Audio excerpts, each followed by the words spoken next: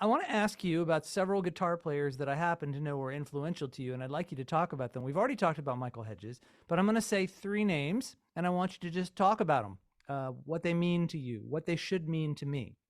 Lindsey Buckingham. Huge fan.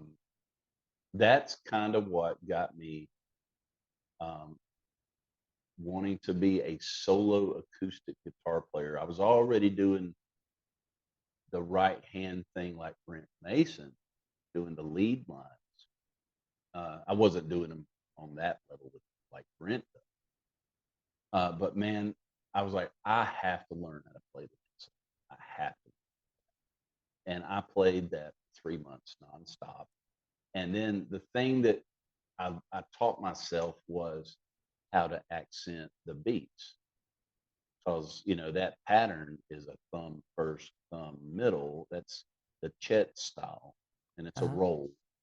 And each finger, one, two, three, four, thumb first, thumb middle, and then you can learn to accent a beat. You can accent the one, you can accent the two with the first finger, accent the three with the thumb, you can accent the four with the middle. So that was an exercise. So then I'm like, oh man, I can accent a passage. And if I want to set up a verse to go sing, I can accent, I can work up like, some sort of setup for the vocal. I mean, Yeah. and that was really crucial. And just, I don't think people understand how great of an arranger Lindsey Buckingham is and a producer. Yeah. Iconic, man. There's all kinds of ear candy. You listen to any Fleetwood Mac thing they did, early 70s all the way through the 80s. Uh, Man, there's tons of ear candy and all that stuff. It's just, he's one of the best that ever was. Yeah, you can hear the band change dramatically once he gets there. It's quite astounding. Yeah. Yeah, I mean, there's nothing wrong with Jeremy Spencer and Peter Green, all those guys. Hmm. But it was a high water mark when they showed up. Yeah. Yeah. Especially in conjunction with McVie and with Stevie, yeah, right, with Stevie. That's right. That was quite a powerful combination. And then you oh got well, they're the other two guys were really good at getting out of their way. and they're one of the best rhythm sections Yeah. in that idiom. Right. And then you got three amazing songwriters. Yeah. Who You worked know, well together. Yeah.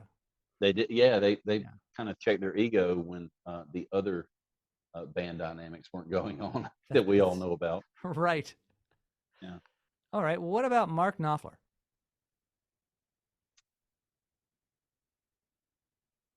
man, I would have to say it's a toss up between Knopfler and Jimmy Page as being the biggest influence. Uh, Everybody has their favorites. Knopfler is mine, I think, as far as a soloist, because he's telling you a story with guitar. I saw him a couple times at Chastain, and man, his guitar tone sounded like what I would imagine God sounds like. He sat down with that Les Paul in a chair and did songs for Sonny Liston solo, just him and that guitar with that slightly broken up tone. And God, I think that's the best sounding guitar I've ever heard.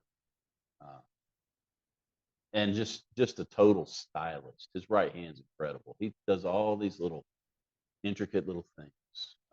Cute. I just, yeah, he's one of the best. I mean, you're two for two. You named two of the best Well, for so far. me, it's hard for me to appreciate Knopfler because, I mean, there's so little flash there. It seems to me. I mean, he doesn't seem to care about being, a household name. He's just amazing. But it's hard for me to hear that. Can you kind of help me a little bit?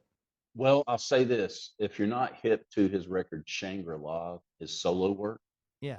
or Sailing to Philadelphia, that title track he did with James Taylor, my God, it's one of the most cinematic things. It's incredible. So good. He commands time. His time's really good, and his right hand's got just amazing uh, dynamics. Um, but I think the best guitar tone recorded. I know that's a bold statement, right? Yeah. Um, back to Tupelo, Shangri-La. God bless. What a tone. It's just it's effortless for him. He's just talking to you. You know, it's kind of like I won't elaborate. I'll keep it a family show, but there's an old joke about the the old bull, the young steer, and they look down in the field with all the young heifers. I have heard this joke. Yeah. Leonard Cohen Yes, told this joke.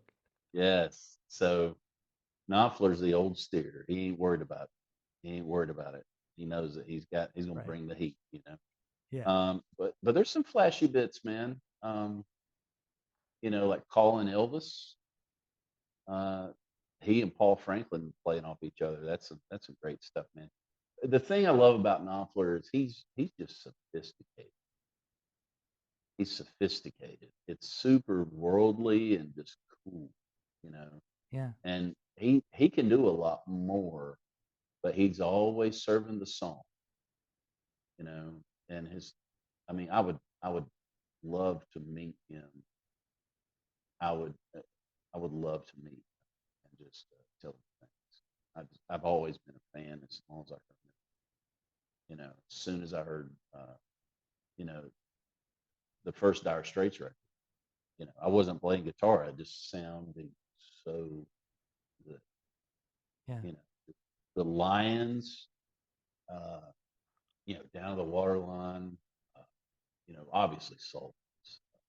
Man, I think Lions is probably my favorite track on that. That's not, Sultan's the hit. There's a bunch of good ones and Water of Love. Good Lord. I mean, could you imagine that being your debut record? Yeah. You know, and then Communique is amazing. But man, when they did making movies, Romeo and Juliet, Skate Away, uh, man, Romeo and Juliet still to this day.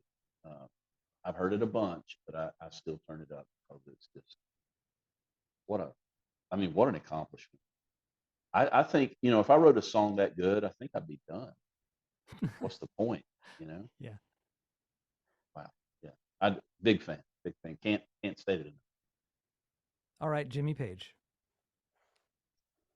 You named the trifecta, man.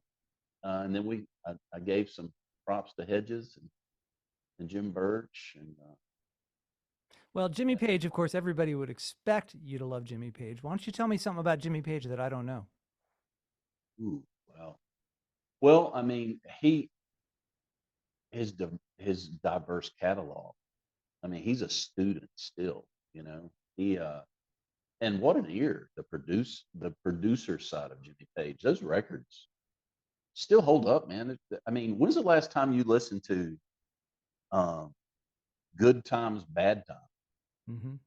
Hmm. So I'm doing this thing on YouTube on my YouTube channel. My friend thought it would be a cool idea because so I'm doing every Led Zeppelin album in order.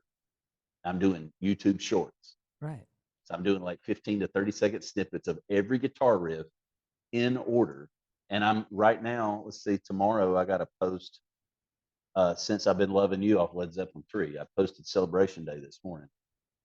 And I try and pick a piece of the song that most people wouldn't pick out, Yeah. you know.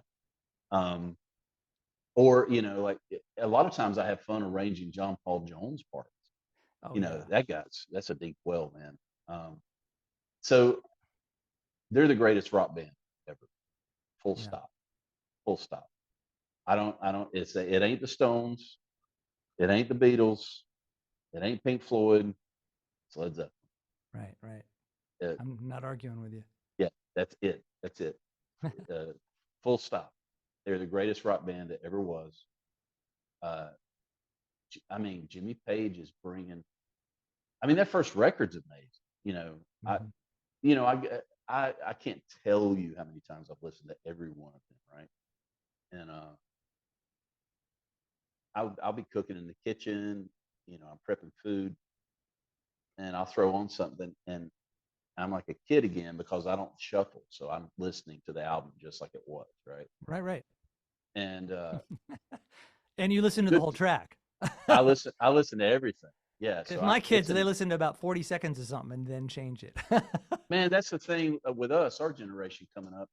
You get the album, you get the Yeah, cassette, or you got the CD. CDs I didn't care for with the liner notes. I like the cassette. You pull them out, right. and you're reading everything about it. You're reading who played on it, who wrote the song, where did they record it, the additional musicians, the Hmm. lyrics, any other info that they had, right? Yeah. And I did that with all the Led Zeppelin stuff. My parents, when they did the remasters, when was that? Like '94? The gray box on CD, all the remasters, Hmm. that's every one of them.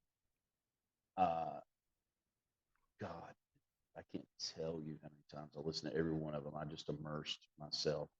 And then I got into things that I wasn't into yet, like Presence. Presence is a hard listen to me because I know the history of the band at that point, and Plant Hmm. was in a wheelchair, and they started having some substance abuse issues and stuff. And it's a very bright sounding record. I think they did it in Germany, or was it Copenhagen? Um, but yeah, man, I mean, the first record, I'm going back to that. Babe, I'm gonna leave. You hear that? It's a cover, you know, but it's crushing. His vocals are so strong they bled through the tape and got printed through the tape. Yeah. If you listen, you'll hear vocals coming in from the tape, something else they did. Right. It's way back in there. I love the fact you can really do the deep dive and hear the pedal squeak on Bonham's kick drum. I love the fact the ocean right there on the first solo, you can hear the phone ring. Really? Oh yeah.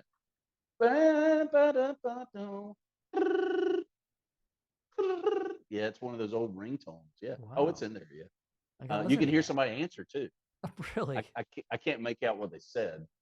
Um, and then Black Country Woman, let me get this airplane off, Jimmy. No, no, no, leave it, all that stuff. It's just amazing. Um, and his tones were great. Um, the first album pretty much told me you were dealing with somebody that was not a guitar player. He was much more. He's a muso, a historian. I mean, they were going to Morocco and India, um, all that stuff. And they were taking into world music. Plant right about the time of Led Zeppelin 3, out on the tiles. He's hitting all those Indian scales. Yeah. Um, and then they definitely started doing it. And then Battle of Evermore on 4 with Sandy Denny.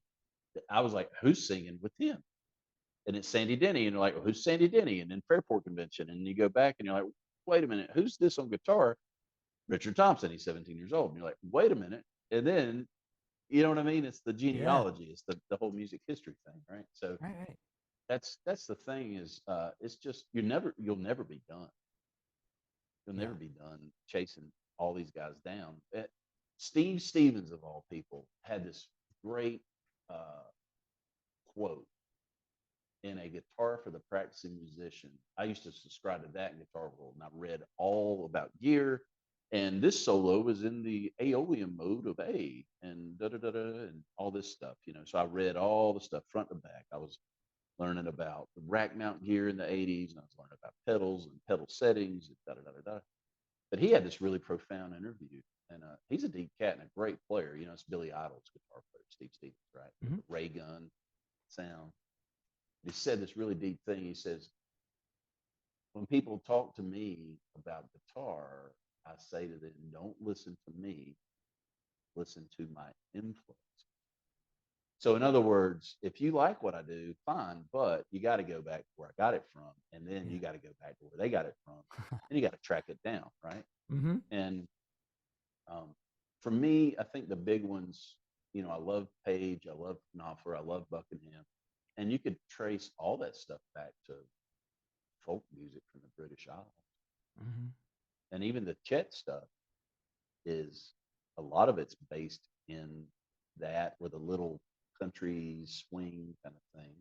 And that was the Merle Travis stuff. And Merle learned, now I'll probably say this wrong, but I want to say Merle kind of developed his finger style from the Everly Brothers, because the Everly Brothers had a guy that worked on their ranch as an African American guy that came up by way of like Louisiana to like Kentucky, and he was the fingerstyle player that the Everly Brothers kind of copped, and then Merle copped, and then Chet heard Merle on the radio and was like, "Oh, how's he doing that?" And he didn't know Merle was just using thumb and first finger, and that's it. So Chet developed the thumb and two fingers, and basically kind of like really set the bar high because you could do a lot more doing that. But yeah, I mean, it's just all a big circle, and uh, it's just fascinating how everything's connected. And I'm a lot more open-minded than I was, but my attention span might not be as long for certain, Sure. And it depends on your mood that day too. Uh-huh. Some days I want to blast, Bad Motor Finger. I love Soundgarden, but Uh-huh. sometimes I want to put on a Mara O'Connell, and or you know, uh, some classical stuff. You Yeah. know, I've been listening to a lot of classical when I'm driving on these long road trips. It's kind of like the Seinfeld episode, Serenity Now. You need some pastoral, kind Uh-huh. of nice and peaceful stuff. Yeah, some Beethoven 6. Yeah, man, you need something. Yeah, so but yeah, it's all good stuff, man. But Yeah. I've really enjoyed the journey. Well, it's not over for you. You're a young man. What's coming up? What do you want to do? Well, now that I'm having a little more time with my business stuff kind of restructured, and my kids are getting older, I've really been enjoying the opportunity to record and with some of my friends. And I've been writing more of my stuff, and I just recently started working with a place that I think that's in the early stages now, but I think that's something that's going to kind of take root where I'm going to be doing product demos for a lot of new gear. Mhm. Because honestly, I'm one of those guys. I gotta figure it out.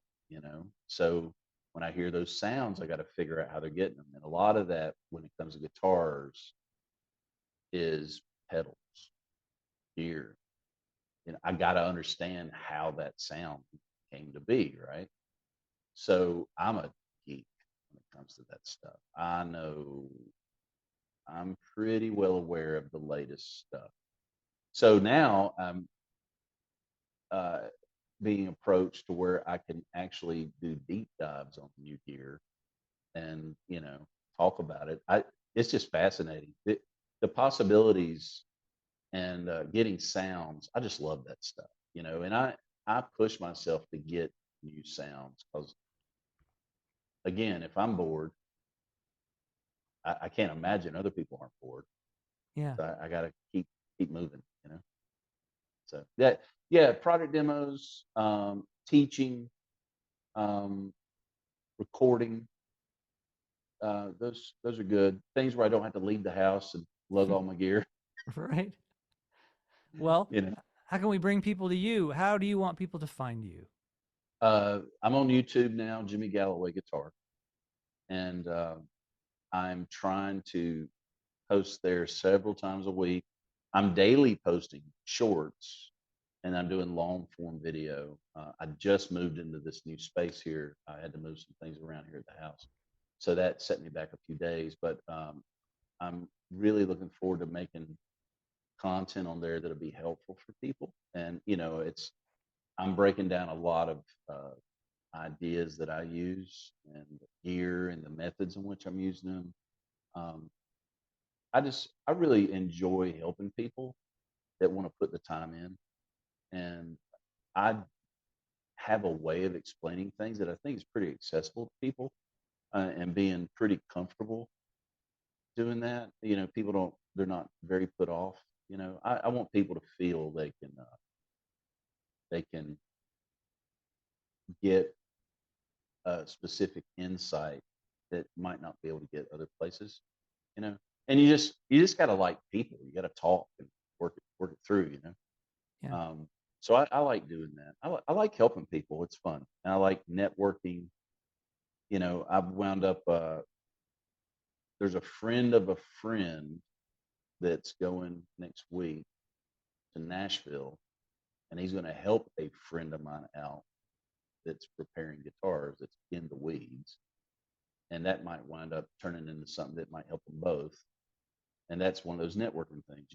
So I don't know. I just like keeping it in the mix and putting people together. It's fun. So, Yeah. Well, yeah. Jimmy Galloway, what a fun interview. I really appreciate you taking the time and going into such depth with us tonight. Thanks, man. I really appreciate the invite. And thank you very much, audience, for joining us today on this trip. I hope you've enjoyed it. And if there are people that you want to see on this show that you haven't seen, just shoot me an email or something. Let me know. If you like what you're seeing, please press that like button and leave some comments and some questions for me or for Jimmy or for anyone. Have a great evening, and we'll see you next time.